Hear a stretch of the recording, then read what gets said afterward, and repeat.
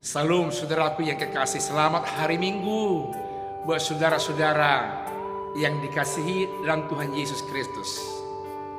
Mari kita bersatu dalam doa.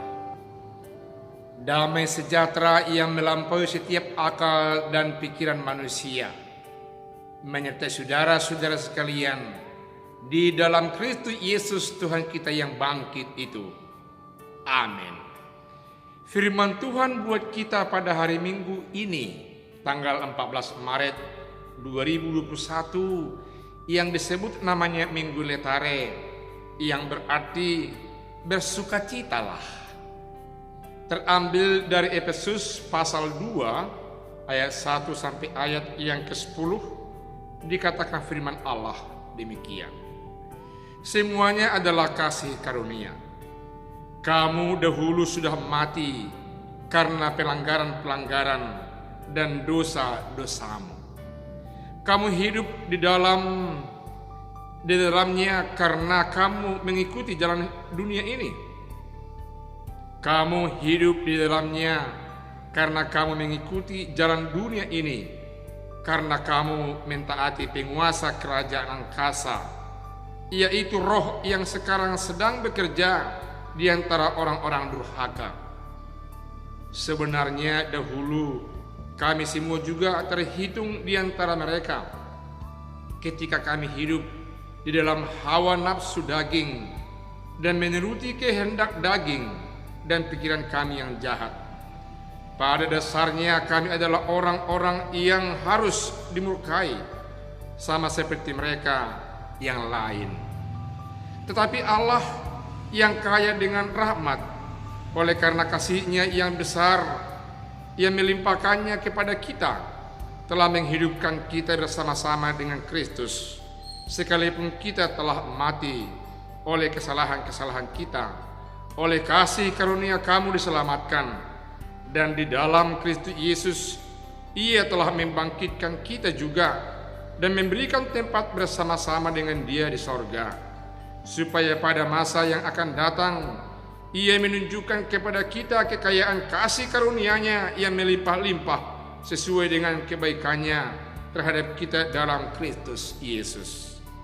Sebab karena kasih karunia kamu diselamatkan oleh iman. Itu bukan hasil usahamu, tetapi pemberian Allah. Yaitu bukan hasil pekerjaanmu. Jangan ada orang yang memegahkan diri, karena kita ini buatan Allah, diciptakan dalam Kristus Yesus untuk melakukan pekerjaan baik yang dipersiapkan Allah sebelumnya. Ia mau supaya kita hidup di dalamnya. Demikian firman Tuhan. Saudaraku yang kekasih, tema firman Tuhan renungan khotbah kita di minggu hari ini adalah kasih karunia Allah yang menghidupkan. Kasih karunia Allah yang menghidupkan umat manusia, yang menghidupkan dunia, dan yang menghidupkan segala sesuatu yang ada di dalamnya. Perlu kita pahami bahwasanya firman Tuhan ini bisa kita bagi dalam 3 bagian. Yang pertama, ayat yang pertama sampai ayat yang ketiga, jelas di sana diperingatkan oleh Rasul Paulus orang-orang Kristen yang berlatar belakang dari kekafiran, yang masih dibebani cara berpikir, cara hidup, gambaran imannya seperti orang-orang yang masih hidup dalam kekafiran. Firman Tuhan memberikan kriteria kehidupan mereka dulu. Kehidupanmu yang dalam kebinasaan, yang dalam keberdosaan, dikatakan hidup yang masih bersifat mengikuti jalan-jalan yang ada di tengah-tengah dunia ini. Hidup yang meski memperlihatkan segala sesuatu yang sifatnya duniawi. Dulu itu wajar karena kamu masih hidup dalam hidup kekafiran dan belum hidup dalam komunitas yang percaya sebagai orang Kristen. Dan dulu kamu mentaati yang namanya kerajaan-kerajaan yang ada di angkasa, yang tandai dengan kekuatan-kekuatan roh-roh nenek moyang, roh-roh yang ada di sekitar kehidupan, yang bekerja di antara orang yang masih pendurhaka, di hadapan Allah, di hadapan Tuhan kita Yesus Kristus. Dan berikutnya dikatakan oleh firman Tuhan bahwasanya dahulu kamu masih hidup dalam hawa nafsu, dan segala sesuatunya cara berpikirmu masih terukur, masih masuk kriteria cara berpikir yang jahat, dan cara bertindakmu adalah cara bertindak orang yang jahat di tengah-tengah hidupmu di dunia ini. Namun kini itu yang mau dipatahkan, mau dibalikkan, mau diluruskan oleh firman yang keempat sampai ayat yang ketujuh. Kita diperlihatkan kepada satu arah kehidupan dari mereka, untuk mereka, supaya mereka melihat bahwa hidup mereka sudah berada dalam hidup yang diselamatkan. Gambaran hidup yang diselamatkan menurut firman Tuhan, baik kepada mereka saat itu, kepada saudara-saudaraku yang kekasih, kepada saya, kepada semua umat yang percaya, dikatakan oleh firman Tuhan, pertama harus meninggalkan gaya hidup yang dahulu masih dalam kegelapan itu, yang masih dalam kekafiran, yang menyembah dan hidup dalam kedurhakaan dan yang semacam dengan itu. Tapi kini kamu harus meninggalkan gaya hidup itu dan menunjukkan gaya hidup yang ada di sorga dan sekaligus yang ada di tengah-tengah dunia ini. Berpikir secara berpikir surgawi dan berpikir dalam bentuk yang nyata di dunia ini, sebagaimana cara hidup dan berpikir yang ada di sorga. Luar biasa saudara yang kekasih, dihantarkan firman Tuhan, gaya hidup orang yang berada di dalam kasih karunia, di dalam nama Yesus, yang meski mampu berpikir secara surgawi dan memperlihatkan itu di tengah-tengah dunia ini. Pertanyaannya yang singkat, bagaimana caranya? Bagaimana kita memperlihatkan gaya hidup yang surgawi? Yang pertama, kita meski memahami bahwa hidup yang surgawi di tengah-tengah dunia ini itu adalah oleh karena kasih karunia Allah. Karena itu yang dimaksudkan firman Tuhan, hidup di dunia ini tapi berpikir surgawi, bertindak secara surgawi, adalah orang yang mengetahui kasih karunia Allah dalam Tuhan kita Yesus Kristus. Allah yang datang dengan penuh kasih dan karunia, pemberian yang luar biasa.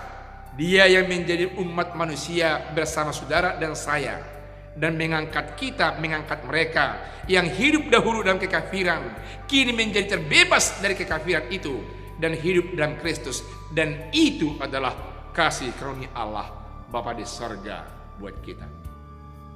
Karena itu dalam ayat 8 sampai ayat 10 ditekankan firman Tuhan, jikalau kamu percaya kepada kasih karunia itu, Allah yang menjadi manusia, itu bukan karena usahamu, bukan karena kemampuanmu, tapi adalah pemberian Allah Bapa di sorga juga, jikalau engkau mengamini, mengimani, menerima Allah dalam nama Yesus. Karena itu, saudara dan saya, semua umat manusia yang ada di tengah-tengah dunia ini, meski mampu mengucapkan syukur atas Allah yang menjadi manusia, yang mengangkat dengan baik karena dia sudah manusia, mengerti dan mengetahui apa dosa umat manusia, sehingga mereka terbebas dari keberdosaan itu.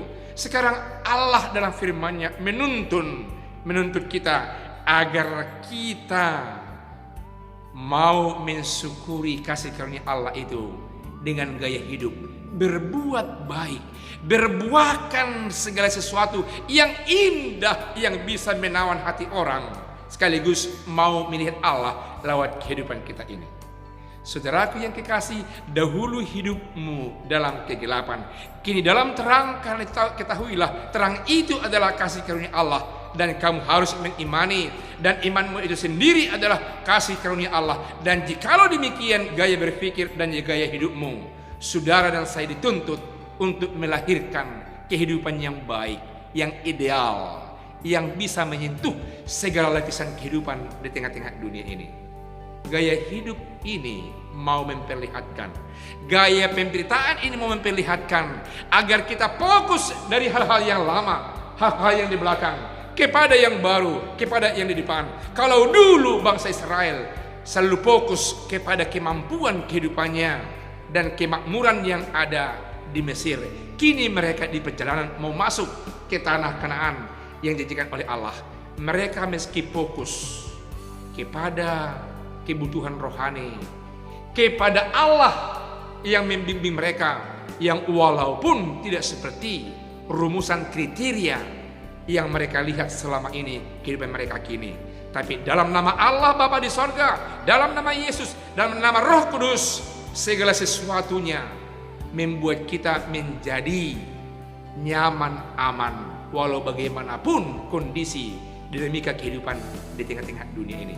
Karena itulah yang bisa melahirkan gaya hidup yang baik, gaya berpikir yang baik, gaya komunikasi yang baik, yang melahirkan nilai-nilai kasih karunia di tengah-tengah sesama kita ini. Biarlah kasih karunia yang saudara terima, yang saya terima, yang kita terima semuanya menyentuh hati iman percaya kita, sehingga kita tetap menggantungkan hidup kepada Allah di sorga melalui Yesus Kristus Tuhan kita yang hidup itu. Amin. Tuhan Yesus memberkati. Mari kita berdoa. Terima kasih dengan firman Tuhan yang senantiasa menyertai kami.